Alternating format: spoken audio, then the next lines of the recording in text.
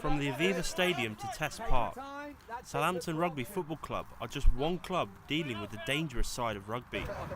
Ex-Scotland international Kelly Brown has recently described tackles and rucks as car crashes. Nick O'Leary is a winger for Southampton. I got concussed a couple of years ago. He highlighted the size difference of opposition players for the main reason behind his head injury.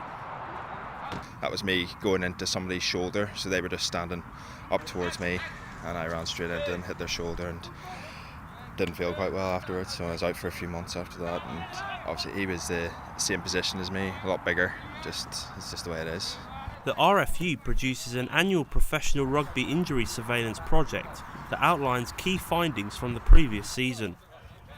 One of the most significant results showed that in the 2017-18 season, concussion accounted for 20% of injuries, with one fewer concussion every 8 games than in 2016-17. Southampton coach Sheridan Easton feels that player size has increased the collision impact. Players have got more powerful, they've got bigger and stronger, and also the way that defences are aligned now, it's basically big players or trying to get your ball carriers run into players to commit players, to take players out of the game or take them off the park, not as in injure them or whatever, but it has impacted on more collisions. In 2017-18, the average severity of all injuries was 37 days. It was the second consecutive campaign the figure had risen above the expected upper limit of season-to-season variation. So, should rugby introduce more laws to protect players?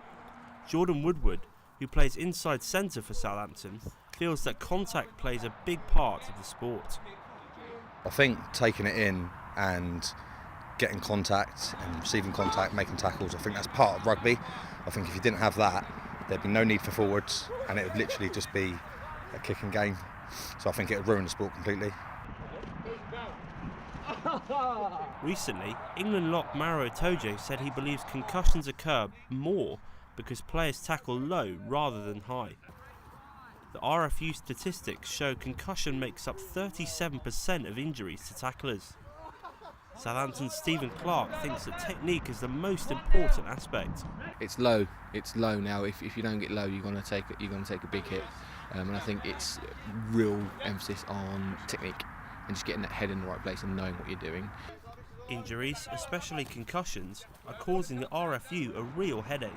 With players getting bigger and bigger, the game may need to reconsider the emphasis it puts on physicality.